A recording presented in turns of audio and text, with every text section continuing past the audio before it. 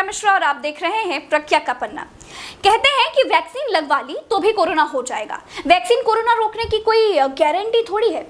कहा गया कि एक बार कोरोना पॉजिटिव होकर ठीक हो गए हो तो दोबारा बीमार होने पर टेस्ट ना कराना। हम पूछे भैया काहे, तो बोले कि टेस्टिंग लैब पर बहुत दबाव है, दूसरी बार झेल लेना, हमारे पास मत आना।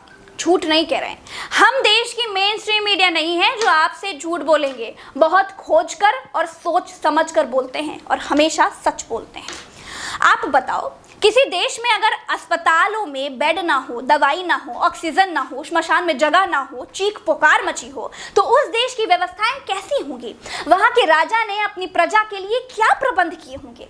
वहां की सरकारों की प्राथमिकताएं क्या होंगी? जिस देश का मीडिया रोज ये बताए कि पाकिस्तान भूखों मर रहा है, जिस देश का मीडिया ये बताए कि पाकिस्तान के प्रधानमंत्री और उनकी बेगम की पोल कपोल कहानियां ये हैं, ये सुनिए। जिस देश का मीडिया आपको ये बताए कि पाकिस्तान दाने दाने को मोहताज है, कर्ज चुकाने का पैसा तक नहीं है भैया। जिस देश का मीडिया पाकिस्तान के टिकटॉक वीडियोस पर आधे आधे घंटे के शो प्लान कर डाले, अपने देश के बारे में, अपने देश की नाकाम सरकारों के बारे में जो लोगों को ना बताए उसे छिपाए, उस देश की मीडिया को क्या कहेंगे?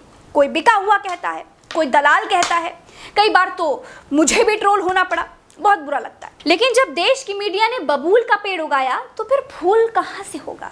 जब मंदिर मस्जिद ही मांगे तो अस्पताल कहां से उग जाएंगे? कभी हिंदुस्तान की सरकार से अस्पताल का, स्कूल का, दवाई का, पढ़ाई का, शिक्षा का सवाल किया होता तो आज जलते श्मशान नहीं दिखाने पड़ते, न्यूज चैनलों को अपने ही कर्मचारियों की मौतों पर आंसू नहीं बहाने पड़ते। दोस्तों, मैं अपनी ही बात करती हूँ। मैंने जब पत्रकारिता की पढ़ाई की उस दरमियान और मैंने जब नौकरी करनी शुरू की उस दरमियान तक भारत का सबसे बड़ा इशू अयोध्या के मंदिर मस्जिद के तौर पर ही देखा जा रहा था। पत्रकारिता की स्टूडेंट और फिर नौकरी के दरमियान मैंने इससे बड़ा इशू हिंदुस्तान में देखा ही नहीं। जब आप चाहते ही मंदिर मस्जिद थे तो आपको कौन सी सरकार अस्पताल देने आती? मेरे प्यारे भारत के लोगों, अपनों को खो चुके मेरे भाइयों, मेरी बहनों, मुझसे नफरत करने वाले मेरे दुश्मनों, मुझसे मोहब्बत करने वाले मेरे भाइयों, मांगना पड़ता है, मांगोगे तभी मिलेगा। हमने अगर कभी अस्पताल मांगे होते, अस्पतालों पर टीवी पर डिबेट की होती, तो शायद हिंदुस्तान की तस्वीर आज कुछ और ही होती। हमें ई रिक्शा पर लाशें लाद कर ना ले जानी पड़ती। सांस यानी ऑक्सीजन तो मूलभूत आवश्यकता है, लेकिन कोरोना के 1 साल तक हम ऑक्सीजन की सुविधा विकसित नहीं कर पाए हैं। भारत में मरते मरीज को सांस लेने का अधिकार नहीं है। आप बताइए, इतिहास में ऐसा कभी पहले हुआ था क्या? देश मरता हो तो मर जाए, आपके नातेदार रिश्तेदार तड़प तड़प कर मरते हो तो मर जाएं, लेकिन हिंदुस्तान में चुनाव स्थगित नहीं हो सकता है। ऑक्सीजन, अस्पताल और दवाई जाए चूल्हे भाड़ में, लेकिन चुनाव नहीं रोके जा सकते भैया। कोरोना की वजह से एक भी चुनाव या पॉलिटिकल इवेंट पूरे देश में कहीं रुका हो तो अभी बताइएगा।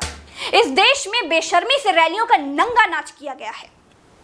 हिंदुस्तान के उत्तर प्रदेश की इलाहाबाद हाई कोर्ट तक ने सरकार से कह दिया कि कोरोना से लोगों की मौतें नहीं हो रही हैं, ये नरसंहार है। आप नरसंहार का मतलब जानते हैं? नहीं जानते तो बताते हैं। नरसंहार का मतलब है एक साथ लोगों को इकट्ठा करके जानबूझ करके उनकी हत्या करना।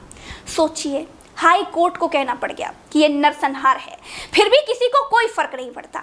सरकारों को कोई फर्क नहीं पड़ता, क्योंकि उनको मालूम है कि हिंदुस्तान की जनता हिंदू मुसलमान में बटी हुई है। हिंदुस्तान की जनता नेताओं की फैन है और फैन कभी अपने हीरो से सवाल नहीं कर सकता। हिंदुस्तान की जनता से सवाल करने का हक ही छीन लिया गया है। चलिए, सवाल करने के लिए मैं ही बदनाम हूं, तो फिर हिटलर शाही की एक कहानी और बता देती हूं। उत्तर प्रदेश की बीजेपी सरकार का मामला है। उत्तर प्रदेश वही जगह है जहां मेरा घर है। मैं प्रज्ञा मिश्रा अपनी उत्तर प्रदेश की सरकार से कहती रह गई, लॉकडाउन लगाओ, श्मशान पट गए हैं, अस्पतालों में बेड नहीं है, हाहाकार है। कुछ लोग लॉकडाउन लगवाने के लिए कोर्ट तक पहुंच गए। हमारे हाई कोर्ट तक ने कह दिया कि बीजेपी सरकार तुरंत लॉकडाउन लगाए। यूपी की बीजेपी सरकार ने कहा कि माई बाप, लॉकडाउन लगा दिया तो गरीब आदमी भूखों मर जाएगा, डोंट वरी, हमारी सरकार सब संभाल लेगी, एवरीथिंग चंगा सी। सरकार के पास इतना समय था कि सुप्रीम कोर्ट से लॉकडाउन रुकवाने का स्टे ऑर्डर ले आई। अब लगभग 10 दिन बाद अब क्या हुआ? अब क्यों लगा दिया लॉकडाउन? अब यूपी को नहीं संभाल पाओगे क्या? सैकड़ों लोगों की जिंदगियां बर्बाद करके अब क्यों लगा दिया लॉकडाउन? हिटलर शाही है, बिल्कुल कोर्ट कहे, सुप्रीम कोर्ट कहे, किसी को कोई फर्क ही नहीं पड़ता।